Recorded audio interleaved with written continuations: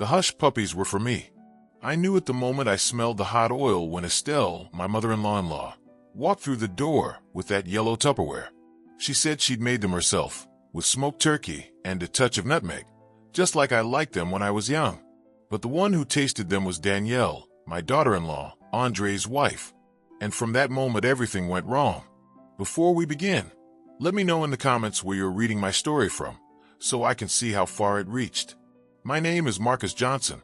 I'm 67 years old, and I spent my life working with my hands.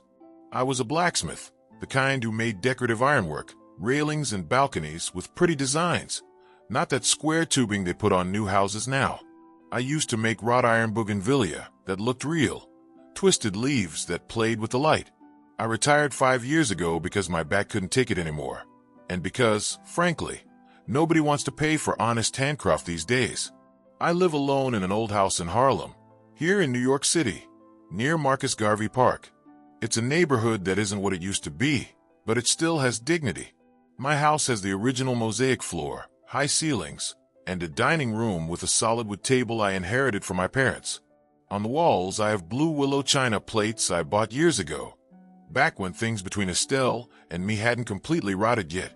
Andre, my son, is 36. He's an engineer, works in construction, doing well. Better than me, that's for sure. But between him and me there's a distance measured not in miles but in silences. Years ago I made a decision he never forgave. I reported a partner who was cheating on a project in Savannah, a man who turned out to be a close friend of Estelle's family. That complaint brought down an entire business and left a lot of people out of work, including Estelle's late husband, Gus. I believed I was doing the right thing, defending the law, but all I achieved was wrecking lives and becoming the enemy of my own in-laws. Andre never said it to my face, but I know he blames me. Since then he speaks to me just enough, visits out of obligation, and when we're together there's a tension in the air like a live wire about to snap. Danielle is different. She's Andre's wife, 32, a public elementary school teacher. Kind. One of those people who think everything can be fixed with a conversation. She's always tried to build bridges between her mother-in-law and me, between Andre and me. She's slender, light brown, with a smile that makes you think there are still good people in the world. I love her like she were my daughter, and sometimes I think she loves me more than my own son does. Estelle Rivers, my ex-mother-in-law, is another story. She's 58 but looks younger because she takes care of herself. Always well-dressed, made up, with that air of superiority money gives you even when you don't really have it. She lives in Brooklyn Heights, in an apartment smaller than my house, but in a better neighborhood. She has a steel gaze, the kind that cuts right through you and makes you feel small. Ever since her husband died 10 years ago, she has hated me. And I, stubborn as I am, never apologized like I should have. We just let the resentment grow like damp on the walls. Everything blew up on a Sunday. It was mid-September, still warm, but you could smell the coming rain. Andre and Danielle came over for dinner, as they do once a month out of obligation. I'd made chicken and green sauce, red rice, refried beans. Nothing fancy but well cooked. The table was set with the blue willow plates, the ones with blue and yellow borders. Andre arrived quiet as always. He sat down, turned on his phone, didn't even ask how my week had been. Danielle, on the other hand, hugged me, asked about my back, if I'd gone to the doctor. That's how things are in my house now. We were just serving the food when someone knocked. It was Estelle. She hadn't told me she was coming. She carried that yellow Tupperware and a smile that didn't reach her eyes. "Marcus," she said in that soft voice she uses when she wants to seem kind, "I brought you some hush puppies. I know you like them with turkey. I made them this morning thinking of you." I stood in the doorway, not knowing what to say. Estelle had never brought me anything. 10 years of being in-laws, and we had shared tables at weddings and baptisms, but always with that cold courtesy of people who hold themselves together for the kids. And now she arrived with hush puppies. For me. "Come in," I said, because Danielle was already behind me signaling that I shouldn't be rude. Estelle entered with that elegant walk she has, as if she were treading a red carpet. She sat at the table without being invited. She opened the Tupperware, and the smell of hot oil filled the dining room. There were 6 golden hush puppies, perfect, Still warm. I made them like you liked when you were young, she repeated, with smoked turkey, a little nutmeg, and finely chopped onion. I don't remember ever telling her how I liked hush puppies, but the smell took me straight to Savannah, to an afternoon many years ago in Mr. Hilliard's pottery shop, where he taught me to work with ceramics while his wife brought hush puppies from the kitchen. That memory made me uneasy. How did Estelle know that? Go on, Marcus, try one, she insisted. Danielle went ahead of me. She grabbed a hush puppy from the Tupperware and took a big bite, standing there by the table. They're delicious, Ms. Rivers, she said with her mouth full, smiling. Then she looked at me and jokingly added, So you see, father-in-law, they don't bite. We all laughed a little. Even Andre let out a small smile. Danielle took another hush puppy to her plate. I was about to say we should wait and start with the chicken, but Estelle was already placing one on my blue willow plate, on the cloth napkin I always use. Danielle finished the first hush puppy and started on the second. I had barely touched mine when she froze. She went pale. She brought a hand to her throat. You okay, baby? Andre asked. She shook her head. She tried to speak, but no sound came out. She doubled over and vomited right there on the dining room floor. A violent retching, spasms that shook her whole body. Estelle jumped up. Danielle, what's happening? Andre held her, hugging her, shouting her name. Danielle kept vomiting, now with foam at the corners of her mouth. I stood paralyzed for a few seconds, looking at the blue willow plate with the half-eaten hush puppy, smelling that oil that suddenly seemed rancid. Call an ambulance. I yelled at Andre. He already had his phone in his hand. Danielle collapsed to the floor.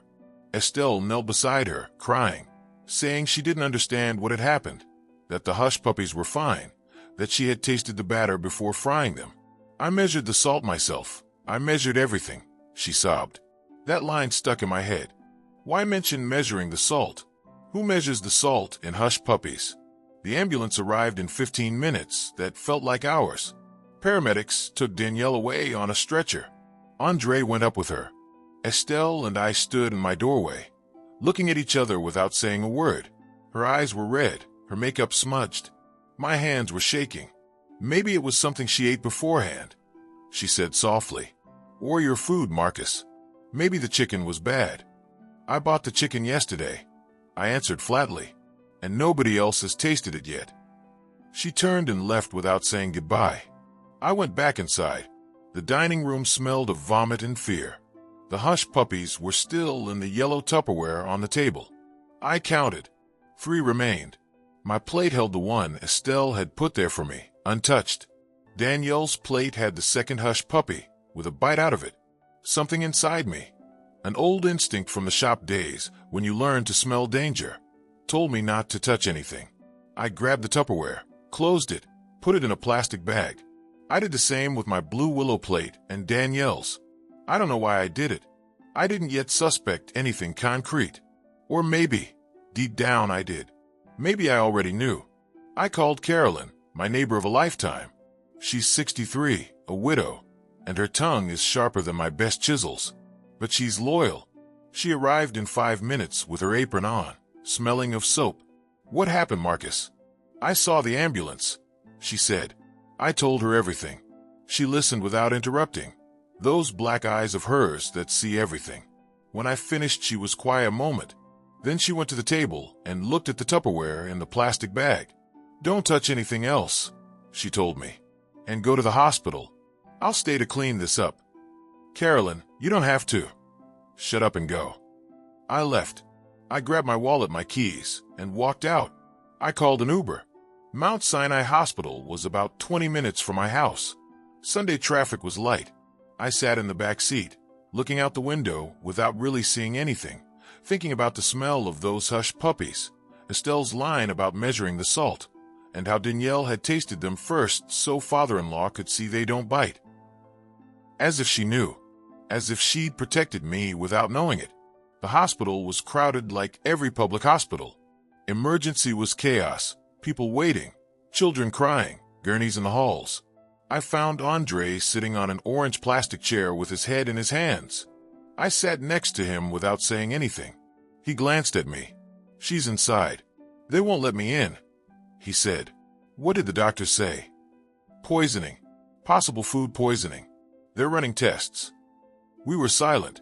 30 minutes passed, maybe more. A young doctor, maybe 40, with her black hair tied back and a stained white coat, came out and approached us. Family of Danielle Rivers. Andre jumped to his feet. I'm her husband. And you? She asked me. Her father-in-law, I said. She nodded. I'm Dr. Xochitl Ortega. Danielle is stable but in serious condition. She presents symptoms consistent with poisoning by some kind of weed killer. We don't have the exact substance yet, but the symptoms are clear. Intense vomiting, muscle spasms, respiratory difficulty. Weed killer? I asked. Yes, something like herbicide used to kill weeds in fields. Do you have any contact with products like that? Andre looked at me with a look I couldn't read. Fear, confusion, maybe accusation. No, I said. I live in the city. I don't have a garden or anything that would require that. What did she eat before she came to the hospital? I told her about the meal at my house. The chicken nobody else had tried. The hush puppies Estelle had brought. I need a sample of those hush puppies, the doctor said, and of the vomit left at your house. Anything you can get. I gave her my address. She made a call and sent someone from the lab. Then she told us Danielle would be observed at least 3 days, that it was a matter of waiting to see how her body reacted. Andre sank back into the chair. I stood there watching the doctor walk down the hall. Herbicide.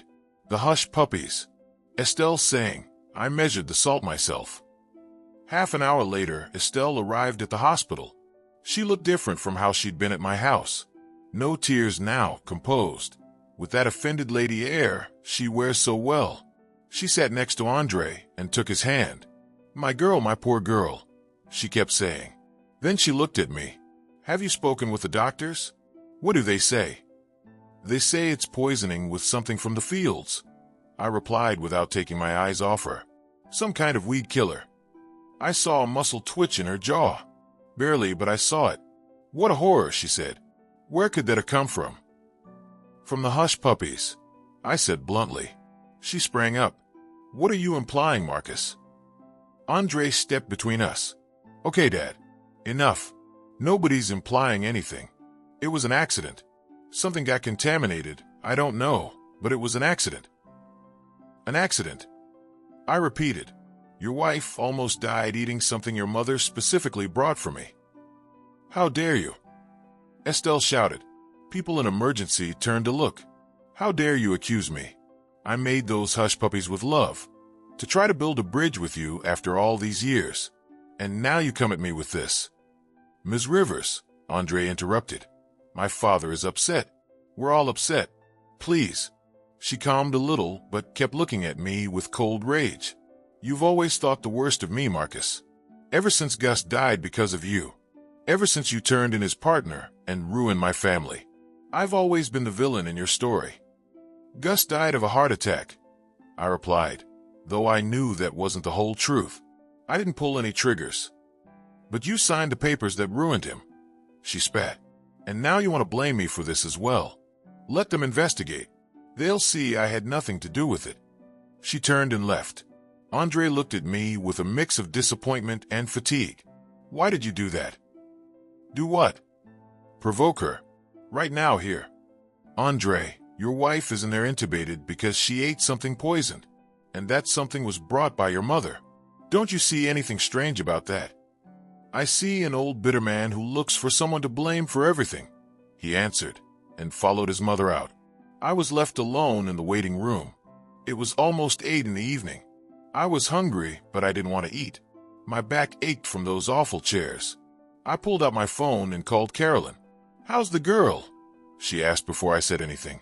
Serious. They say we'd kill her. Silence on the other end. Then, Marcus, come home. Now. What's wrong? Come. She hung up. I stared at the phone. Something in her tone frightened me more than everything that had happened so far. I told a nurse I was leaving but would be back in the morning, left my number in case anything happened with Danielle, and went out. The Uber took longer this time because traffic had picked up. I got home after 9. Carolyn was waiting at the door. With her was a man I didn't know, tall, maybe in his 50s, with a gray mustache and a face that looked like he'd seen too many bad things. "Marcus," Carolyn said. "This is Chaz. Chester Chaz Walker. He used to be a cop. Now he's a private investigator. I told him what happened and he wanted to see your house." Chaz extended his hand. I shook it without understanding quite what was going on. "Mr. Johnson, may I come in?" I nodded. The three of us went inside. The kitchen and dining room were spotless. Carolyn had cleaned everything, but she'd kept the Tupperware with the hush puppies, the blue willow plates, even the napkins stained with vomit. Everything in separate plastic bags on the kitchen counter. "Carolyn told me your mother-in-law brought these hush puppies specifically for you," Ches said as he put on latex gloves he'd pulled from his jacket. "Yes. And your daughter-in-law tried them first?" "Yes. You didn't eat any?" "No." He opened the bag with the Tupperware. He smelled the hush puppies without touching them. Then he went to the freezer and opened it. "You keep anything in here that isn't regular food?" "No. Just ice, frozen meat, sometimes bread." He started searching. He pulled out bags of vegetables, a pack of tortillas, a container of chicken broth. In the back, behind a bag of peas, he found something. A small glass jar, unlabeled, with an amber liquid inside.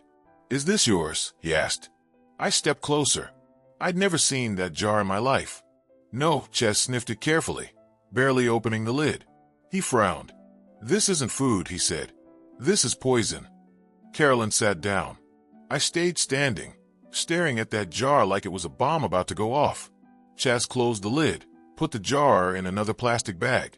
"Mr. Johnson, someone put this in your freezer," he said very seriously. "And I think that someone used part of it in the hush puppies." "Estelle," I said. "Estelle was here. While I was serving the food, she could have gone into the kitchen." Carolyn nodded. I saw her moving around the house before she sat down. She said she was going to the bathroom, but she took longer than usual. Chaz sighed. "Sir, this is delicate. If what I think is true, your mother-in-law tried to kill you, and by mistake she poisoned her own daughter." The words stabbed me like needles. Not so much for me, but for Danielle. Danielle who tasted first so father-in-law could see they don't bite.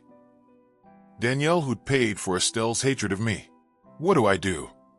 I asked Chaz. First, preserve all this evidence.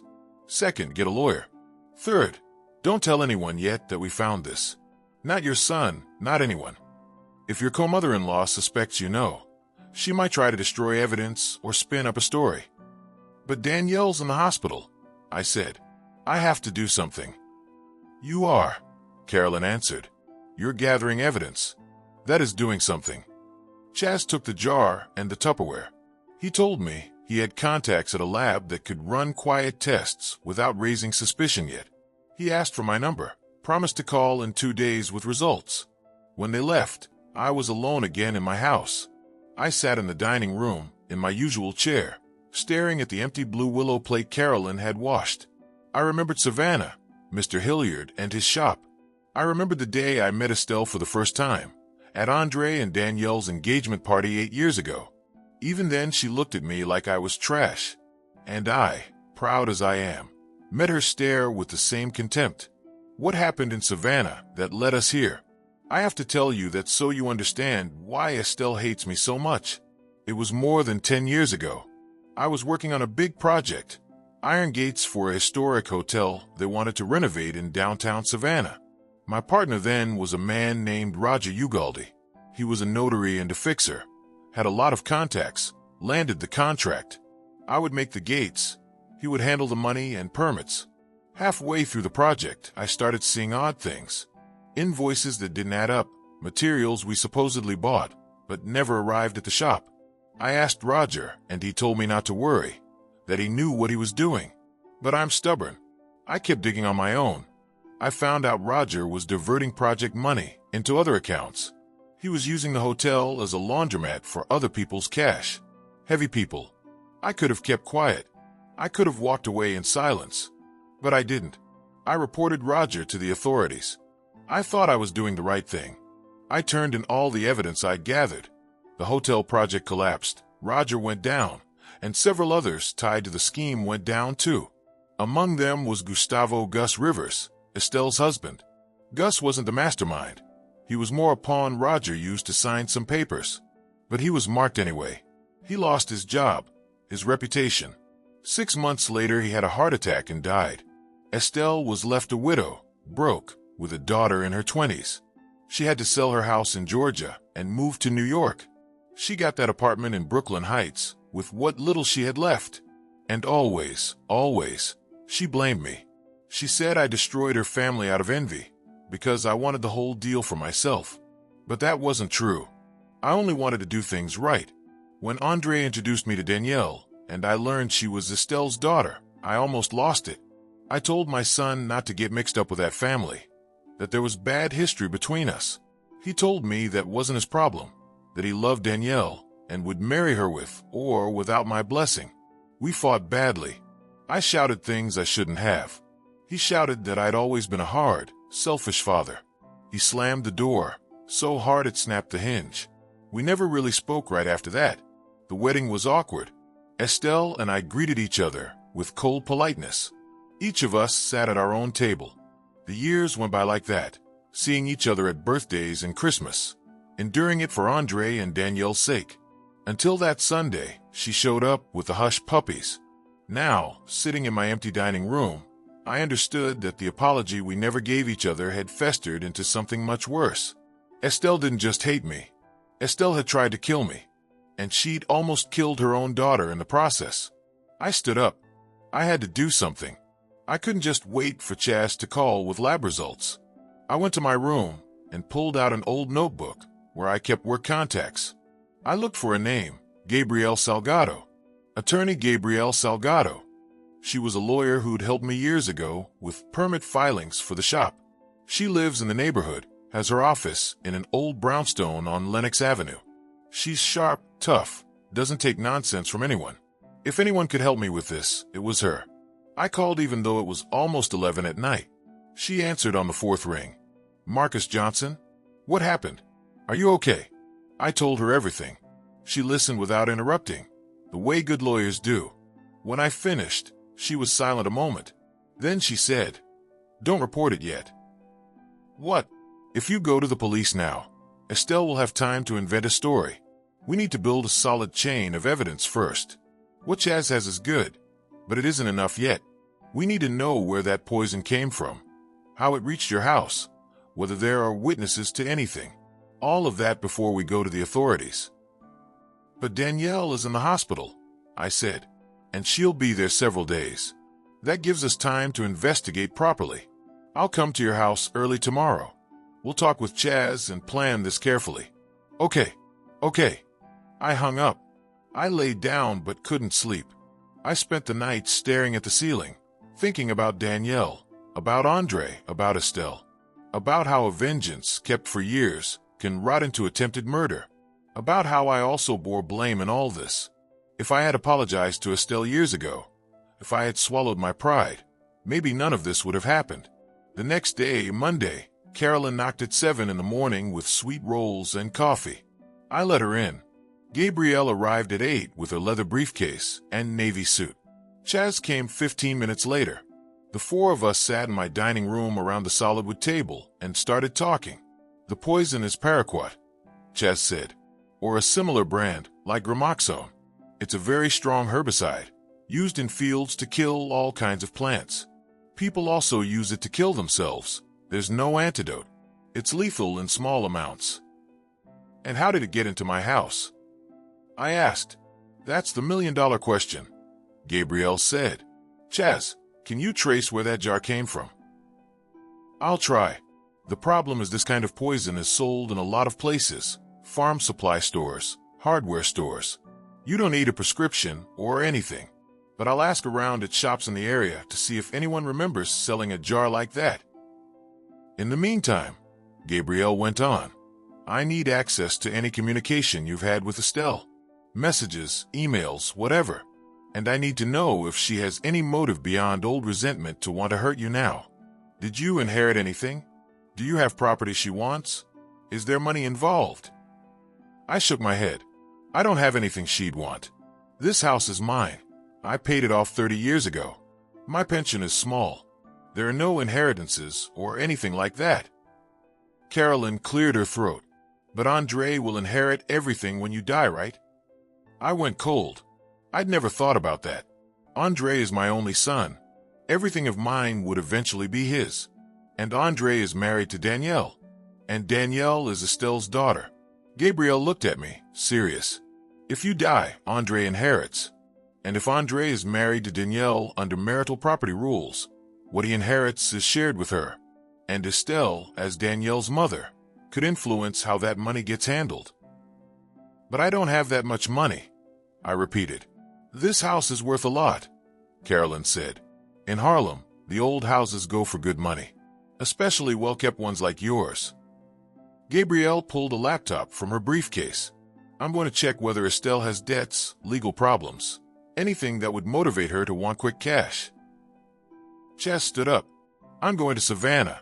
If the poison came from there, I want to know who got it for her and how it got up here. Savannah?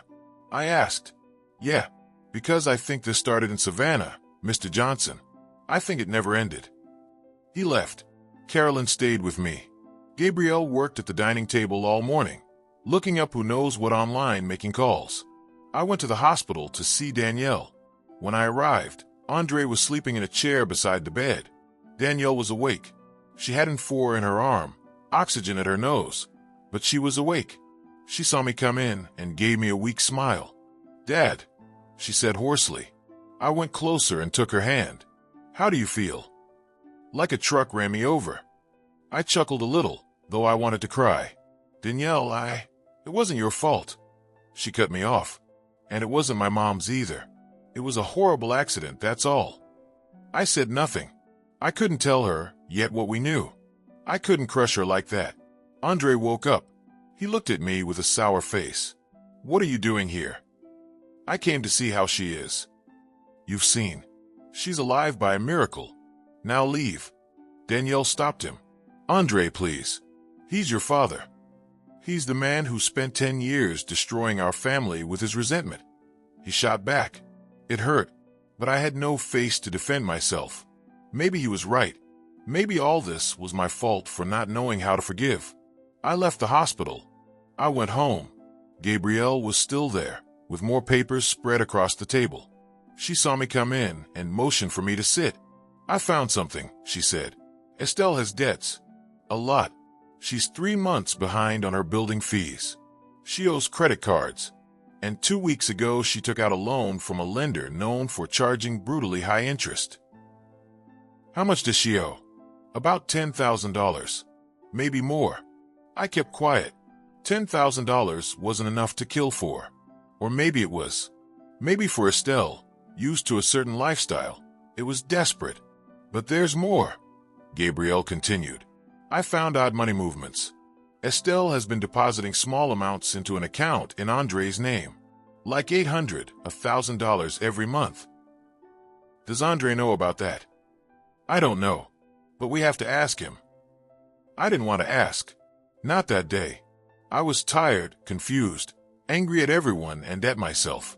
Gabrielle left, promising to come back the next day. Carolyn made me dinner, but I wasn't hungry. I went to bed early. The next day, Tuesday, Chess called from Savannah. Mr. Johnson, I found something, he said over the phone. I was in the kitchen making weak coffee. There's a farm supply store on the outskirts of Savannah, near the Beltway. The owner remembered that about 3 weeks ago a woman bought a bottle of Gramoxone. She asked for the smallest they had, paid in cash. Did he recognize her? He wasn't sure, but he let me see the security cameras. The image is blurry, black and white, but you can see a well-dressed woman with short hair, 50s-ish. Matches your co-mother-in-law's description. Can you get a copy of that video? I already have it. I'll send it to Attorney Gabrielle. But there's something else. I asked around at Mr. Hilliard's shop. You remember him? Of course I remembered. Mr. Hilliard was the pottery master who taught me the craft when I stayed in Savannah years ago. An older gentleman with wise hands and endless patience. Yes, I remember. I went to see him. He's very old now, but still works. When I mentioned your name, He remembered you perfectly. And he remembered something else. About a month ago, Estelle came to his shop. She asked about you, if he still saw you, if you were still working. Mr. Hilliard told her no, that you were retired. Then Estelle asked something real strange. What? She asked if he knew where to get something strong for rats. Mr. Hilliard said he didn't know. He deals only with clay and glazes. But he mentioned it to his nephew who's got a farm, and the nephew recommended that farm supply store where they saw her. My blood ran cold. Estelle had planned this ahead of time. It wasn't a whim. It was calculated, cold. She went to Savannah, asked about me, got the poison, came back to New York, and waited for the right moment. Chaz, would Mr. Hilliard be willing to testify to that? Yes, he's willing.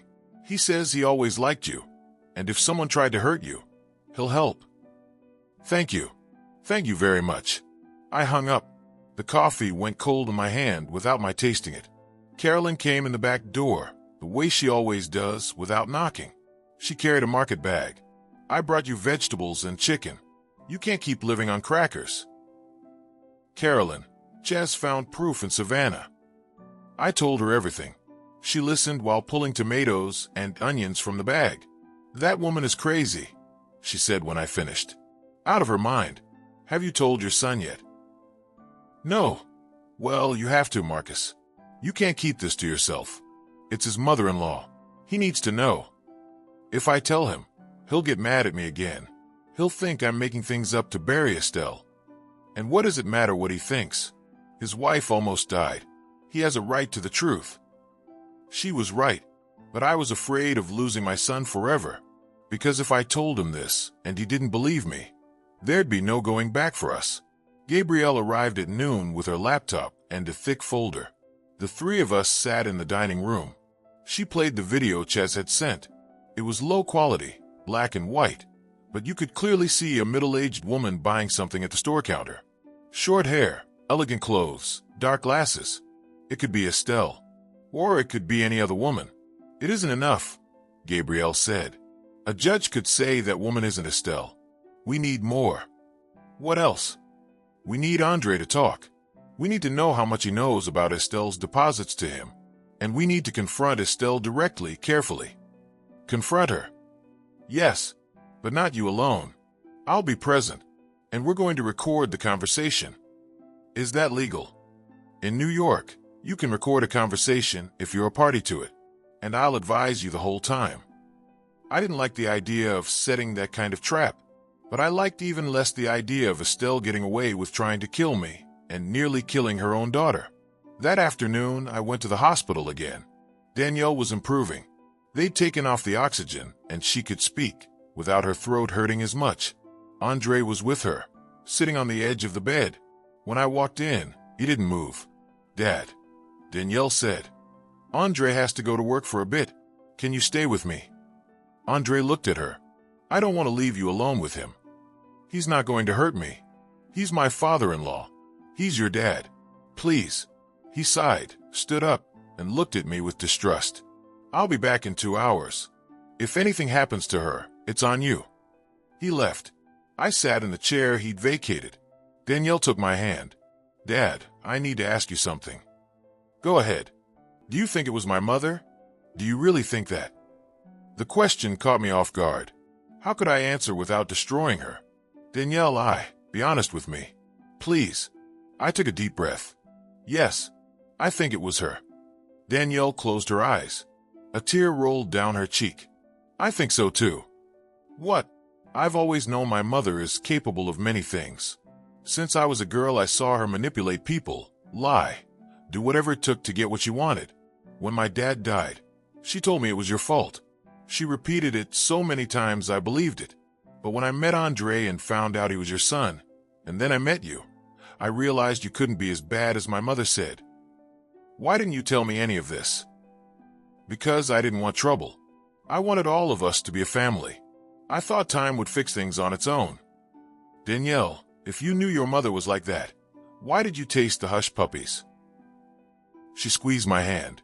Because that afternoon, when I saw my mom show up with that Tupperware, something in her eyes scared me. I know that look, Dad. I know it. When she wants to hurt someone, she gets that face. And when I saw her put the hush puppies on your plate, I knew something was wrong. So I tried them first. To protect you. I was speechless. This young woman, kind and good, had risked her life for me. For a bitter old man who wasn't even her father. You shouldn't have done that. I had to. You're Andre's dad. And Andre needs you, even if he won't admit it. Does Andre know any of this? No.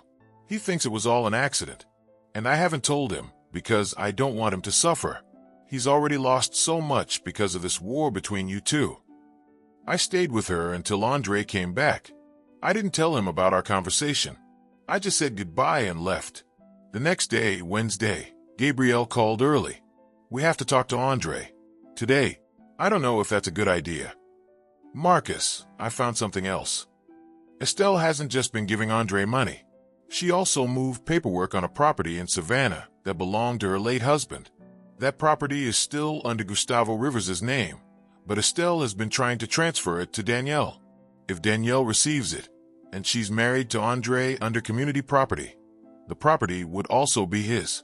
And if you die, Andre inherits your assets. Estelle would be consolidating money for her daughter from two sources. How much is that property worth? About $100,000. It's a lot near the historic district. $100,000 plus the value of my house. That was reason enough to kill someone. Bring Andre to your house this afternoon, Gabrielle told me. Make something up. Say you need to talk to him. I'll be there. I didn't want to make anything up. I called him straight. I told him I needed to see him, that it was urgent, that it had to do with Danielle. He agreed, reluctantly. He arrived at 5 in the afternoon. Gabrielle was already there in the dining room, papers spread across the table. What is this? Andre asked when he saw her. Sit down, I said. I don't want to sit. What's going on? Gabrielle spoke. Andre, I'm attorney Gabrielle Salgado. Your father hired me to investigate what happened to your wife. Investigate? It was accidental food poisoning. It wasn't accidental, I told him. We told him everything. We showed him the video from Savannah, told him about the jar we found in my freezer, about Mr. Hilliard's testimony, about the money transfers. Andre listened without a word. His face shifted from disbelief to anger, and then to something worse, a deep sadness. My mother-in-law, he said at last, tried to kill my dad. Yes, Gabrielle answered, and that's why Danielle almost died. Yes. Andre sat down. He covered his face with his hands. I knew Ms. Rivers hated my dad, but I never thought she'd go that far. Andre, I said, there's something else. Estelle has been giving you money. He looked up. How do you know that? Gabrielle found it. Why was she giving you money? She helped with the down payment on our apartment. Danielle and I didn't have enough. Ms. Rivers lent us about $7.5 grand. We've been paying her back little by little. And you thought it was a normal loan? What else would it be? Gabrielle showed him the papers. It wasn't a loan. It was positioning. She was moving money toward you too because she knew that eventually, if your father died, you'd inherit. And what you inherit would also be Danielle's through community property. Andre shot to his feet. That's insane. Ms. Rivers isn't like that. Andre, I said, your mother-in-law went to Savannah a month ago. She asked around about me. She got poison. She came to my house and put it in the hush puppies. It's all documented. No. There has to be another explanation. Which one? He didn't answer. He just left. Slammed my door again. Just like the day we fought about his wedding. Carolyn, who'd been listening from the kitchen, came out looking worried. He took it badly. How did you expect him to take it? I said, I just told him his mother-in-law is a murderer. Gabrielle gathered her papers.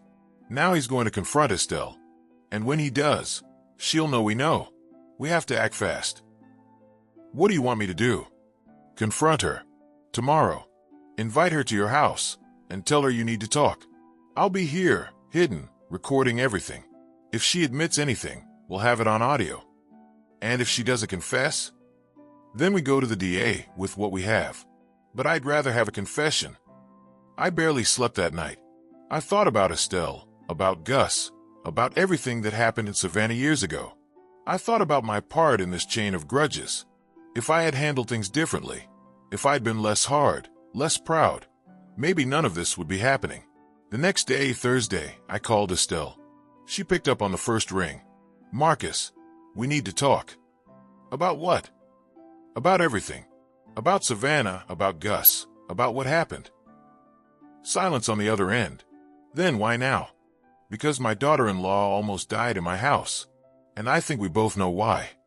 More silence. Are you accusing me of something? I'm inviting you to talk. Today at 6 in the evening. At my place. I'm not going. Yes, you are. Because if you don't, tomorrow I'm going to the police with everything I have. I hung up. I didn't know if she'd come. But I had to try. Gabrielle arrived at 5. She brought a small recorder and hid it on a shelf in the dining room, behind a blue willow plate. Carolyn made coffee and stayed in the kitchen, ready to step in if things got ugly. Estelle arrived at 6:10, punctual as always. She wore a black dress, heels, her hair freshly done. She walked into my house like she owned it. Here I am, she said. What's so urgent? Sit down. She sat in the same chair she'd used on Sunday when she brought the hush puppies. I sat across from her. I placed the same blue willow plate from that day on the table. Empty. Estelle, I'll be direct. I know you went to Savannah a month ago. I know you bought poison. I know you brought it here and put it in the hush puppies. She didn't flinch. Do you have proof of that? Yes. Show me. The farm store video. Mr. Hilliard's testimony. The jar I found in my freezer. That proves nothing. That woman in the video could be anyone. Mr. Hilliard is a senile old man, and that jar could have gotten into your house 1,000 ways. Why did you do it? She stared at me with those steel eyes. Why do you think? Because of Gus. Because of Gus, she echoed. You destroyed my family, Marcus. You destroyed my husband. You left him without work, without a name, without the will to live. And when he died, no one helped me. Not you. No one. I had to raise my daughter alone, with nothing. I didn't kill Gus. He died of a heart attack. You killed him just the same. With your accusations, with your so-called righteousness. You thought you were better than all of us. I only did what was right. What was right? She laughed. A bitter laugh, laced with poison. What was right would have been to keep your mouth shut and let the business roll. But no, you had to be the hero. And because of that we lost everything. Estelle, even if you were right, that doesn't justify trying to kill me. Kill you? She fixed her gaze on me. I didn't want to kill you, Marcus. I just wanted to scare you. I wanted you to feel what it's like to stand on the edge, to feel everything slipping away. There it was. The admission. Gabrielle had to be recording this. So, you admit you put the poison. She realized too late what she'd said. She sprang to her feet. I admit nothing. And if you try to use this conversation against me, I'll sue you for defamation. It isn't defamation if it's true. Prove it, she spat. Go on, go to the police. Tell them the evil mother-in-law tried to poison poor Marcus. Let's see who believes you. Andre believes me. Andre is my son-in-law. He won't testify against me. Danielle believes me. That stopped her. She went quiet for a moment. Danielle is confused. She almost died. She doesn't know what she's saying. Danielle knows exactly what she's saying. And she knows exactly who you are. Estelle grabbed her purse. This conversation is over. One more thing, I said before she left. How much did Roger Ugalde pay you to do this? She froze. What? Roger Ugalde. The notary. Your partner in Savannah. He got you the poison, didn't he? He told you how to do it. I don't know what you're talking about. Gabrielle found a payment of $5,000 from your account to his, the same day you poisoned the hush puppies. It was a lie. Gabrielle hadn't found that yet, but it worked. Estelle went pale. That was something else. An old loan I repaid. On the same day. What a coincidence. She looked at me with pure hatred. Do whatever you want, Marcus. Press charges. Make up whatever you like. You won't win. I have more money than you for lawyers. I have more contacts. I have more of everything. But I have the truth. The truth, she laughed again. The truth is you killed my husband, and now you want to kill me. But I won't let you. She left. Gabrielle came out from her hiding place as soon as the door closed. I got all of it, she said, showing me the recorder. She admitted she wanted to scare you. She mentioned Ugalde. With this and the rest, we can go to the district attorney. Will it be enough? I don't know, but it's what we have. That night, Chess called again from Savannah. Mr. Johnson, I've got something else. I dug into Roger Ugalde. Turns out that on the day of the hush puppies, Estelle wired him $5,000. I have the receipt. It wasn't a lie. My lie had turned out to be true. Chaz, you're a genius. No, just nosy, he laughed. But there's more. Ugalde's in debt, too. Big debts with bad people. I think he asked Estelle for money in exchange for helping with the plan. Can you get proof of that? I already did. I'll bring it to the attorney tomorrow. The next day, Friday, I went to the hospital early. Danielle was much better. She was even sitting up in bed, eating Jell-O. Andre wasn't there. Danielle saw me come in and motioned me closer. Dad, I need to talk to you. I sat down. Tell me. Andre told me what you discussed. The money from my mom, the poison, all of it. Danielle, let me talk. She cut me off. I knew my mom was giving Andre money. I knew she had plans, but I never thought she'd go that far. When I was a girl, I saw my mom do a lot of bad things, manipulate, lie, threaten, but I never saw her try to kill anyone. Did she ever do anything to you? Not directly, but she controlled my whole life. She told me what to study, who to hang with, how to dress. When I met Andre and said I wanted to marry him, she was against it. She said you were a problematic family, that you destroyed my dad. She threatened to cut me off if I got married, but I married him anyway. Is that why you stopped talking to her for a while? Yes, I didn't speak to her for about 2 years, but then she came back, apologized, said she wanted to be part of my life again, and I believed her. I always believe her. Danielle, why did you taste the hush puppies? She took a deep breath. Because that morning Andre told me my mom had said something strange.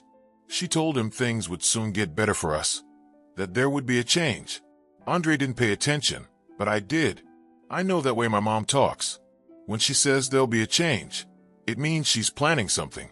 And when I saw the hush puppies and saw her put them on your plate, I knew that something was bad. You shouldn't have risked your life like that. I did it because I love you, Dad. You're a good person. Hard, proud, stubborn, but good. And Andre needs you. Even if he won't say it, he needs his father. So I couldn't let all this sink because of me. It's not your fault. It is. She's my mother, and I didn't stop her sooner. Danielle, I'm going to the police. Your mother will be arrested. There will be a trial. Everything will be public. I know. Will you be able to live with that? I'll have to, but I'll ask you a favor. Anything. Don't drag Andre down with this. He didn't know anything. Don't ask him to testify against my mother. He's got enough on his plate. I promised, even though I didn't know if I could keep it. That afternoon, Gabrielle, Chaz, and I went to the district attorney's office. We presented all the evidence. The video, Mr. Hilliard's testimony, the poison jar, the recording of my conversation with Estelle, the wire receipt to Ugalde. The assistant DA listened, reviewed everything, and told us they would open a formal case file. This could take time, she warned, and I can't guarantee it will proceed. Much of this is circumstantial. The video doesn't clearly show her face. Mr. Hilliard's account is secondhand. The recording isn't a full confession. And the poison jar? Gabrielle asked. It's good, but we need to prove she's the one who put it there. That's hard. We left with a bittersweet feeling. We'd started the legal process, but there were no guarantees. 3 days later, on a Monday, police arrested Roger Ugalde in Savannah. He was charged as an accomplice to attempted murder. To reduce his sentence, he confessed everything. He said Estelle had contacted him 2 months earlier, asked for help obtaining poison, that he took her to the farm supply store and taught her how to use paraquat in small doses so it would look like an accident. He said she paid him $5,000 for the advice. With that confession, the assistant DA issued an arrest warrant for Estelle. They arrested her Tuesday morning at her apartment in Brooklyn Heights. Andre called me in tears. They arrested my mother-in-law. Because of you. Because of your damn complaint. Andre, she tried to kill me. We don't know that. All we have is the word of a crooked notary trying to save his own hide. And my word. And Danielle's. He hung up. Danielle was discharged from the hospital on Wednesday. Andre picked her up. He didn't call to tell me anything. I found out from Carolyn, who saw him drive by with Danielle in the passenger seat. I stayed home waiting for him to call, to say something, but he didn't. 2 days passed without news.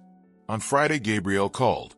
Estelle had been released on bail, $10,000, paid by I don't know who. The investigation remained open, but she was free meanwhile. She was barred from coming near me, but otherwise she could move around as usual. And now what happens? I asked Gabrielle. Now we wait. The criminal process can take months. Meanwhile, Ugalde remains in custody. His testimony is key. If he sticks to it, Estelle will be indicted. And if he doesn't, then everything falls apart. I couldn't sleep that night. I thought about everything that had happened. How a grudge stored for years had exploded like this, destroying what little family we had left. I thought about Andre, who now hated me more than ever. I thought about Danielle, who almost died protecting me. I thought about myself, about my pride, about my inability to apologize when I should have. On Saturday, I decided to do something I should have done years ago. I invited Andre and Danielle to dinner at my house. I texted my son. No reply. I sent another. And another. On the 4th message, he answered. Danielle wants to go. I'm only going for her. Carolyn helped me make dinner. I made mole, Andre's favorite dish when he was a kid. I set the table with the blue willow plates, the good silver that had been my parents', cloth napkins. Carolyn watched me work without saying anything. What are you going to tell them? She asked when we finished. The truth. The whole truth.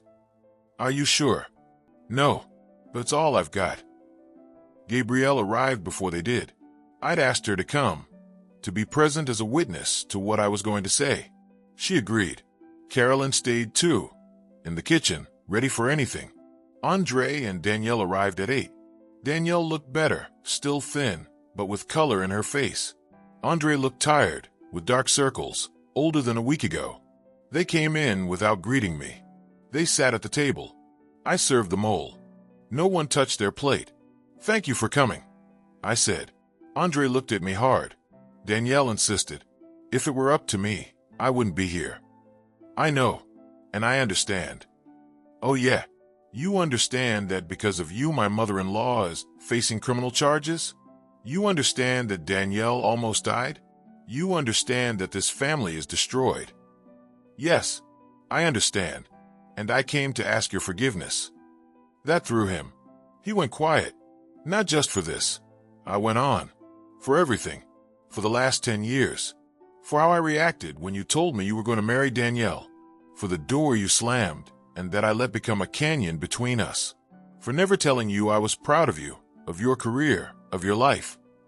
Andre clenched his jaw. Danielle took his hand. But I also came to tell you something I've never told you. About what happened in Savannah. About Gus. About why Estelle hates me so much. I told them everything from the start. The hotel project, the irregularities I found, my decision to report it. But I also told them something I'd never told anyone. That before I turned in Roger Ugalde, Gustavo Gus Rivers, Danielle's father, came to see me at the shop. He begged me not to do it. He told me he'd only signed some papers because Ugalde said they were routine, that he knew nothing about money laundering or anything illegal. He showed me documents that proved he was telling the truth, and I didn't believe him. I thought he was lying to save himself. I said, I thought they were all the same, all corrupt. I filed my complaint and threw Gus in the same sack as Ugaldi.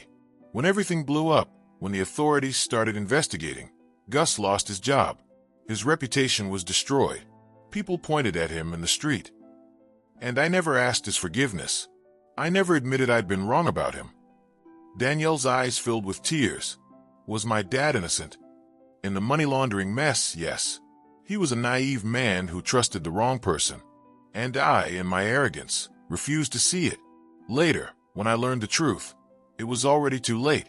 Gustavo was dead, and I was left with that guilt. That's why Ms. Estelle hates you, Andre said. Yes, and she's right to hate me. I destroyed her family. Not on purpose, but I did.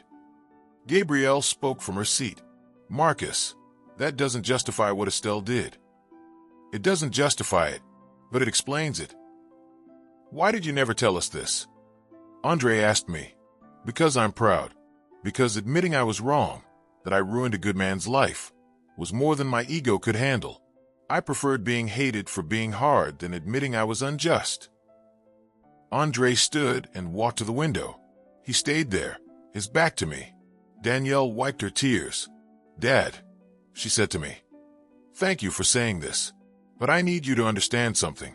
My mother didn't try to kill you only out of revenge. She did it for money. I asked her to explain.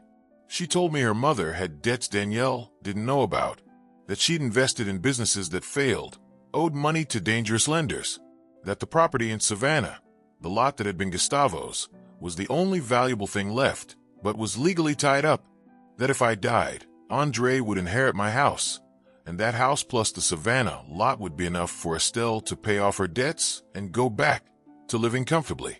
She confessed it to me. Danielle said, I went to see her yesterday. She's at her apartment, waiting for trial. I asked her directly why she did it, and she told me everything. She said she loved my dad, that she never got over him, but that she was also desperate, that both things collided. Did she tell you how she got the poison? Yes. Roger Ugaldi sold it to her.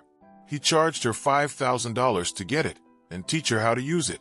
He told her that a small amount in greasy food, like fried hush puppies, would mask the taste, that it would look like a heart attack or ordinary food poisoning. Gabrielle took out her recorder. Danielle, may I record this? Record it. I want on the record. But I also want to ask you both for something. You, counselor, and you, Dad. Anything, I said. Don't destroy my mother more than she's already destroyed. She's going to pay for what she did. She'll go to trial, probably to prison. But don't turn her into a monster. She was a desperate woman who made the worst possible choice. She's still my mother. Danielle, Gabrielle said, your mother attempted to kill someone. I know, and I want her to pay, but as attempted murder, not as the demon everyone wants her to be. Andre came back to the table. He sat down and looked me straight in the eyes. Dad, all my life I've seen you as a hard man, inflexible, incapable of admitting mistakes. And today, for the first time, I see you differently. Differently how? Human. A lump rose in my throat. It was the best compliment my son had given me in years. Andre, I said, I can't change the past. I can't bring Gustavo back or erase the harm I did to your in-laws. But I can try to be better. I can try to be the father I should have been. And does that include forgiving Ms. Estelle? I don't know if I can forgive her, but I can understand why she did what she did, and I can let justice take its course without thirsting for revenge. Danielle smiled for the first time all night. That's all I ask. We ate the mole. We talked about other things. About how Danielle would need therapy for the poisoning trauma. About how Andre was thinking of changing jobs, doing something calmer. About how I might start making a few iron pieces again, not to sell, but to keep my hands busy. When they left, it was late. Carolyn came out of the kitchen. You did well, she said. You think so? I know so. For the first time in years, I saw your son look at you with something other than resentment. Gabrielle stayed a little longer. She explained that with Danielle's statement and Estelle's confession to her daughter, the case against Estelle was stronger, that there would probably be a trial in 6 to 8 months, that Estelle could face 8 to 15 years, And what do you think? I asked. Do you think she should serve all that time? I think she tried to kill you, Marcus. That can't be taken lightly. I know, but I can't stop thinking that I pushed her there. You didn't push her. She made her choices. Maybe she was right, but the guilt was still there, heavy as lead. The months went by. Danielle went back to teaching. The kids welcomed her with signs and flowers. Andre started coming by my house more often. Not every day, but once or twice a week. We'd sit and drink coffee. Sometimes we talked about important things. Sometimes we just watched the evening news together in silence. It was a start. Estelle's trial began in March. It lasted 3 weeks. I had to testify, to recount everything that happened that Sunday with the hush puppies. Chas testified about his findings in Savannah. Mr. Hilliard traveled up from Savannah to testify. Dr. Sochil explained paraquat's effects on Danielle's body. Roger Ugaldi, from jail, confirmed his statement that he sold Estelle the poison and taught her how to use it. Estelle defended herself by saying she only wanted to scare me, not kill me, that she miscalculated the amounts, that she never thought Danielle would taste the hush puppies. Her attorney tried to paint it as an accident, a macabre joke gone wrong, but the evidence was strong. The judge found her guilty of attempted murder and criminal conspiracy. She was sentenced to 12 years in prison. Estelle cried when she heard the sentence. Danielle did too, sitting next to Andre in the gallery. I didn't cry. I only felt a deep weariness, a sadness for everything lost along the way. After the trial, Andre invited me to his apartment. It was my first time there in years. Small but cozy, with wedding photos on the walls and plants in the windows. We sat in the living room. Danielle made coffee. Dad, Andre said, I've been thinking. Tell me. I want us to work together. Together? Yeah. I'm tired of generic construction, of buildings for people who only care about saving money. I want to do something that matters. You know how to make railings, balconies, beautiful ironwork. I know structures, engineering. We could do community projects, restore old park pavilions, make fences for parks, that kind of thing. I was speechless. My son was offering to work with me again. Are you sure? Very sure. But on one condition. What's that? That you're not the bossy dad from before. We work as partners, not as boss and employee. Deal. We shook hands. Danielle smiled from the kitchen. We started with a small project. The pavilion in Marcus Garvey Park needed repairs on its iron railings. Andre got the permit from the Parks Department. I designed the patterns, with bougainvillea like the ones I used to make. We worked together for 3 months. It was hard at first. I was used to doing things my way, and Andre is stubborn too. We argued more than once, but we learned to bend, to listen, to find solutions together. When we finished the pavilion, the neighborhood threw a little party. There were musicians, food, kids running around. Carolyn was there, proud. Gabrielle came too, with her husband I hadn't met. Danielle took photos of everything, and Andre put his arm around my shoulders while we watched folks enjoy the restored pavilion. Came out nice, Dad. Came out nice, son. One day in April, 6 months after the trial, I received a letter. It was from Estelle, from prison. I opened it with trembling hands. It read, Marcus, I don't expect you to forgive me. I don't expect anything from you. I just want you to know I regret what I did. I don't regret hating you, because that hate was real and justified. But I regret crossing the line. I regret putting my daughter in danger. I regret staining Gustavo's memory with my actions. He was good, like you said in court, and I dishonored him. The next 12 years, I'll have plenty of time to think about that. Take care of my daughter. She's a better person than the two of us put together. I didn't answer. I didn't know what to say, but I kept the letter in my nightstand with other important things. Maybe someday I'll find the right words. Danielle kept visiting me every week. She brought food, told me about her students, asked how the work with Andre was going. One afternoon, she said she was thinking about visiting her mother in prison. Do you want me to go with you? I asked. Would you go? If you want me to, yes. She thought a moment. Not yet, but maybe someday. When I'm ready. When you're ready, you tell me. The work with Andre kept growing. We got more projects.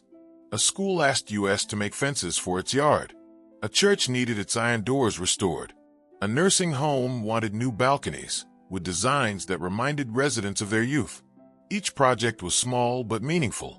And with each one, Andre and I learned a little more about working together, about being family again. A year after the poisoning, I organized a dinner at my house. I invited Andre, Danielle, Carolyn, Gabrielle, Chaz, and Pastor Thomas, who'd been absent from my life, but helped me a lot in those hard months with counsel and prayer. I set the table with the blue willow plates that had witnessed everything. I cooked chicken in mulligan, and Carolyn brought rice and beans. But there was something else in the center of the table, a new set of pottery I had made especially. 6 plates, each with hand-painted bougainvillea. I'd commissioned them from Mr. Hilliard in Savannah, and he'd made them with all his heart. "What's this?" Danielle asked when she saw them. "A gift," I said. "For you, for your home.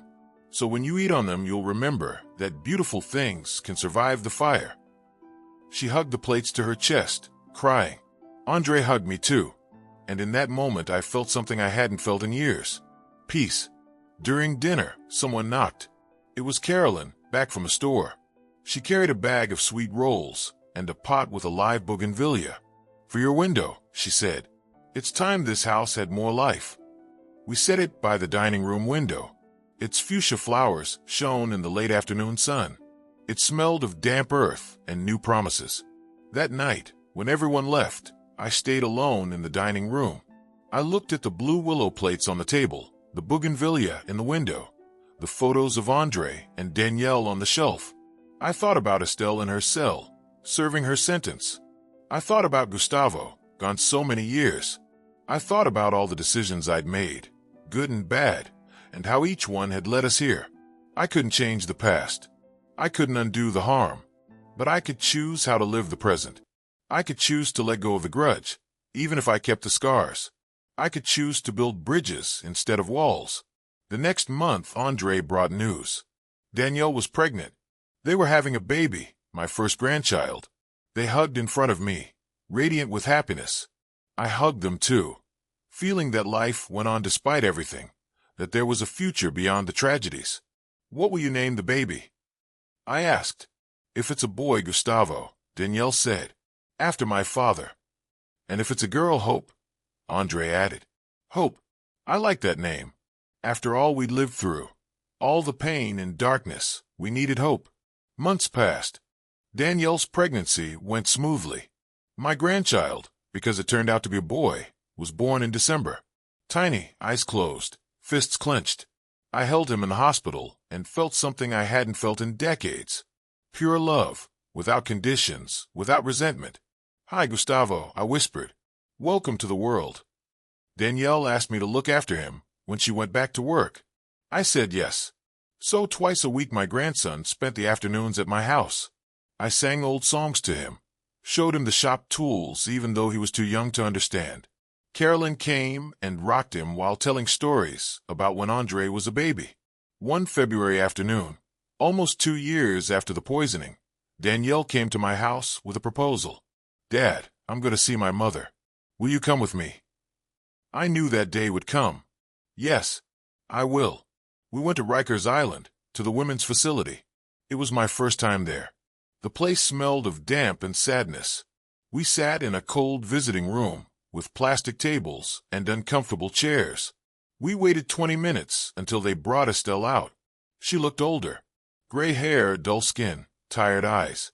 But when she saw Danielle, she brightened a little. They hugged through the barrier. Then Estelle saw me. She said nothing. "Neither did I, Mom," Danielle said. "I want you to meet someone." She took photos from her bag. Pictures of Gustavo, my grandson. Estelle took them with trembling hands. She cried silently. "He's beautiful," she said. "His name is Gustavo. Like my dad. Your father would have been proud." "Yes, and you can be proud too. When you get out, in 10 years, he'll be almost 11. You'll be able to know him. I don't want him to know me like this. I don't want his first memory of his grandmother to be in a prison." Then work on yourself. Do therapy. Read. Study. Come out of here a better person than the one who went in. Estelle nodded. Then she looked straight at me. Marcus, can you forgive me someday? It was the question I had been expecting. I thought hard before answering. I don't know, Estelle, but I can stop hating you. And I can understand why you did what you did. And I can accept that both of us bear blame for how our relationship rotted. Both of us. I took your husband from you with my complaint. You almost took my life with your revenge. We're even in pain. Now we can choose to stay in that pain or let it go. Can you let it go? I'm trying. She reached her hand through the barrier. I took it. It wasn't a warm squeeze, and it didn't mean full forgiveness. But it was a gesture, a small step toward something that wasn't hate. We left Rikers after dark. Danielle was quiet in the car. Halfway home she said, "Thanks for coming. Thanks for inviting me. Do you think someday things can be okay among all of us?" I don't know, but I think they can be better, and that's something. We reached my place. Danielle went home. I went in and saw the bougainvillea in the window, bigger now, with more blossoms. I watered it like I did every night. I sat in the dining room with a glass of water. On the table was a drawing my grandson Gustavo had made that afternoon with Carolyn. A colorful scribble with no shape, but Carolyn said it was me. Grandpa Marcus. I stuck it to the fridge with a magnet. That night I slept better than I had in months. I dreamed of the iron shop, of my younger hands shaping hot steel. I dreamed of Andre learning the craft beside me. I dreamed of Gustavo, my grandson older, helping us. I dreamed of a life that could be, if I chose to build it. I woke with the sun streaming through the window. The bougainvillea cast pink shadows on the wall. The air smelled of coffee because Carolyn had already arrived and was in the kitchen making breakfast. I heard the door open and Andre's voice greeting us. He'd brought Gustavo for me to watch. I got up, got dressed, walked into the dining room where my son stood holding my grandson. "Good morning, Dad." "Good morning, son." Life went on. The wounds hadn't vanished, but they were healing. Revenge had lost its edge. The grudge was dying like old embers. And in its place was something small but real, the possibility of being happy again. I took my grandson in my arms. He grabbed my finger with his tiny hand. Andre smiled. Carolyn brought the coffee. Outside, the bougainvillea bloomed by the window. And in the dining room, on the solid wood table, the blue willow plates waited to be used again, not to hide poison secrets, but to share simple meals with family. Because in the end, that's what matters. Not revenge or pride or who is right. What matters is the people who remain, the people who choose to stay, the people who decide to build something new on the ruins of what broke. It matters to tell the whole truth, even when it hurts. It matters to ask forgiveness, even if you don't get it. It matters to let go of what ties you to the past, so you can walk into the future. And I, Marcus Johnson, an old blacksmith from Harlem, finally understood it. It took 66 years and almost dying from poison, but I understood. Life is too short to waste on grudges, too fragile to risk on pride, too precious not to share with those you love.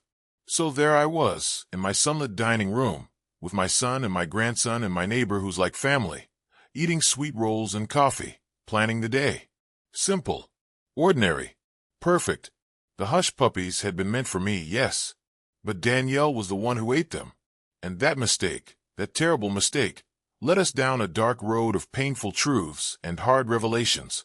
But it also gave us the chance to start again, to do things right this time, to be better. And that, at the end of the day, was the only thing that mattered. That there was still time, that there was still life, that there was still hope.